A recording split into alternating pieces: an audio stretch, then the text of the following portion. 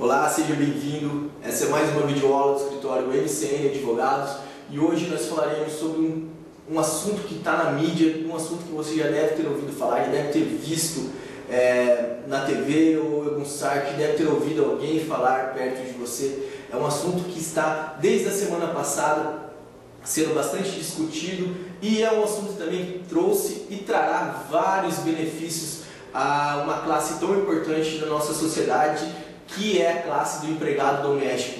Veja bem, a classe do empregado doméstico não inclui apenas aquela empregada doméstica de praxe, aquela figura que está presente na sua casa todos os dias, como em tantos lares brasileiros, mas sim engloba várias outras atividades que prestam um serviço contínuo e uma atividade não lucrativa à pessoa ou à família, como jardineiro, a faxineira, como lavadeira, como motorista particular, por exemplo, entre tantas outras atividades que estão presentes no nosso dia a dia, que se enquadram justamente nesse serviço contínuo de atividade não lucrativa para a família ou para a pessoa. Então nós vamos falar um pouco sobre a PEC, que é a Proposta de Emenda Constitucional das Empregadas Domésticas, que entra em vigor hoje, e algumas desses benefícios que essa PEC traz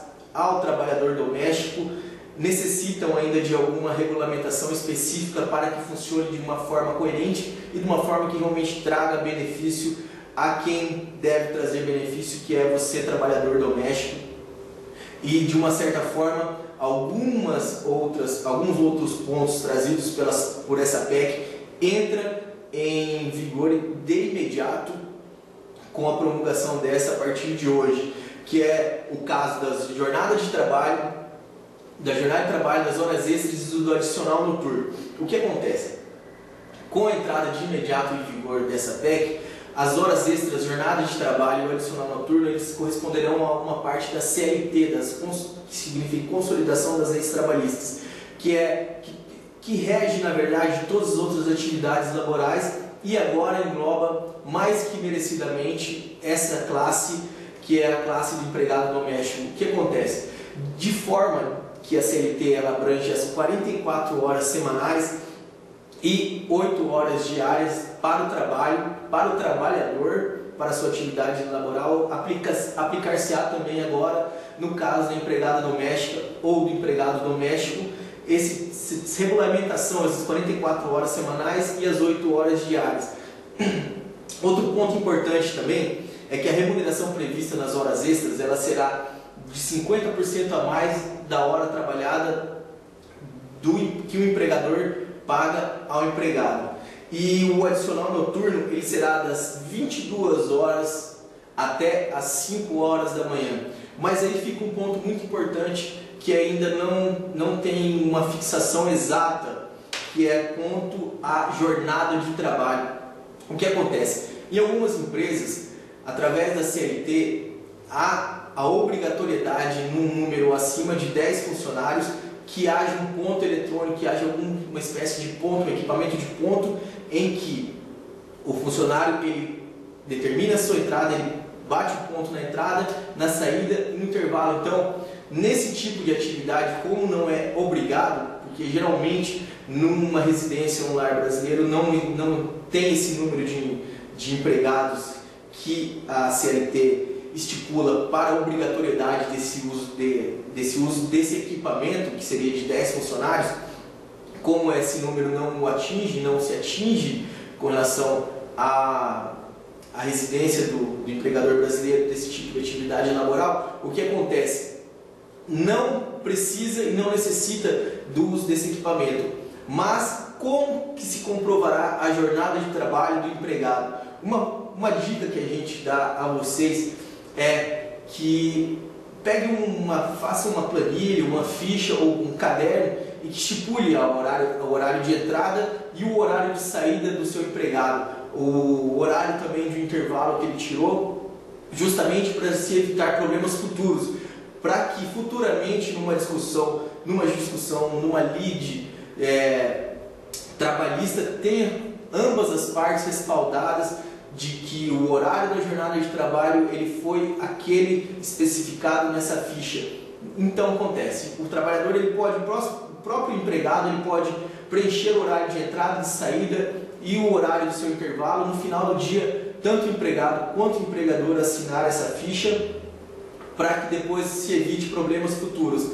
E importante também que no caso do empregado, se ele não for alfabetizado, se o seu empregado for analfabeto, que você disponibilize um carimbo para que ele possa colocar a sua digital e estar em conformidade com aqueles horários que estão estipulados ali. É muito importante que ambas as vias elas tenham a assinatura do empregado e do empregador, dando ciência àquele tipo e aquele horário que foi estabelecido e trabalhado durante a atividade laboral diária.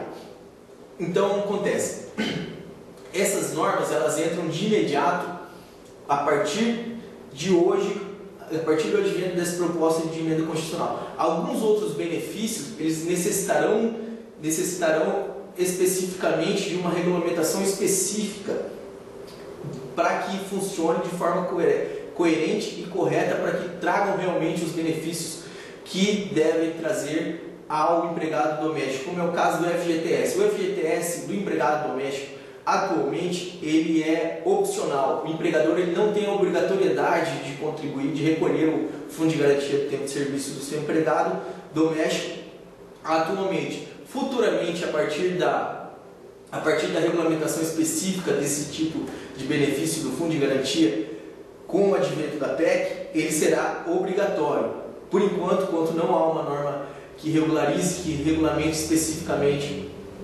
esse Fundo de Garantia por Tempo de Serviço, ele se torna, cai na norma anterior, que seria de opcional. Se o empregador ele quer contribuir, quer recolher o FGTS do seu funcionário, ele deve acessar o site da Caixa Econômica Federal, e lá tem um programa chamado CEFIP, e lá tem todos os passos para que proceda o recolhimento correto desse benefício do seu empregado. Veja bem que ele não é obrigatório ainda. Futuramente, com uma regulamentação específica desse benefício advindo da PEC, ele será obrigatório para o empregado doméstico. Outros pontos, outros benefícios também trazidos advindos dessa PEC, dessa proposta de emenda constitucional, são o auxílio creche, o salário família e o seguro contra acidente de trabalho, que, assim como o Fundo de Garantia por Tempo de Serviço, eles necessitarão também de uma norma, de uma regulamentação específica para que funcione corretamente esse benefício para o empregado doméstico. O que acontece? Atualmente, o seguro contra acidente de trabalho ele varia da porcentagem de 1 a 3% do salário, de acordo com o risco da atividade exercida. O auxílio família, por exemplo, o salário família, ele é para todo empregado que possui filho com uma idade inferior a 14 anos ou que seja inválido. E o auxílio creche é para toda mãe que possua um filho com uma idade que ainda não foi definida. Essa idade do auxílio creche ela ainda não foi definida, que necessitará de uma regulamentação específica. Então, será estipulado por essa regulamentação a idade que será definida para o auxílio creche dessa mãe. Bom, todos esses pontos trarão algumas divergências, principalmente contra essa jornada de trabalho. Como a gente deu uma solução, pode ser que ela seja aceita numa possível lide ou não, com relação a essa planilha, essa ficha de horário de entrada, de controle da jornada de trabalho do empregado. Infelizmente, a gente não tem como saber, só o tempo nos dirá, e o nosso ordenamento do jurídico, ele futuramente, através de decisões com casos concretos, colocará na prática o que a teoria trouxe de uma forma que seja efetivamente concreta. Então a gente não tem, alguns pontos a gente não tem como delimitar exatamente como acontecerá, como funcionará e se realmente terá eficácia. Como é o caso dessa ficha, a gente não tem 100%, a gente não pode garantir a você que ela terá 100% de eficácia. Isso só futuramente, através do nosso ordenamento jurídico, que será estipulado qual é o melhor método para que se tenha o controle dessa jornada de trabalho do seu empregado doméstico. Outro ponto importante também é que algumas pesquisas indicam que o custo do empregado para o empregador ele irá variar de 10% do valor atual. Então, se o empregado recebe R$ 832, com tudo já, futuramente, com todos os benefícios que essa PEC trará, custará R$ 915, mais ou menos nessa média, dependendo do salário que o empregado recebe. Outro ponto que deve ser lembrado também é que a alimentação e moradia não podem ser descontados do salário. Diferente de outros pontos como o auxílio transporte, que é até 6% do salário, e o INSS, que é 8% do salário. O auxílio moradia, a moradia e a alimentação não podem ser descontados, então, do empregado. Apenas esses que já são previstos em lei, que é o transporte e também o INSS.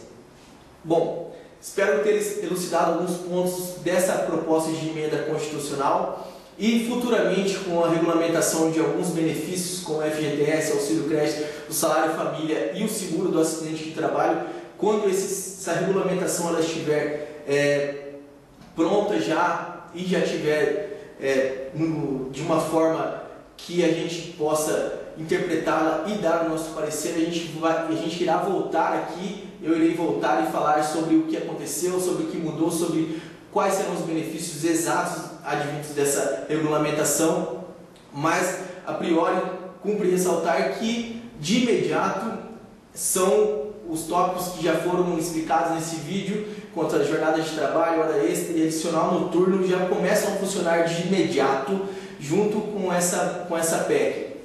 E futuramente, quando a regulamentação estiver pronta, a gente voltará aqui e fará mais uma nova videoaula para você, para que fique elucidado.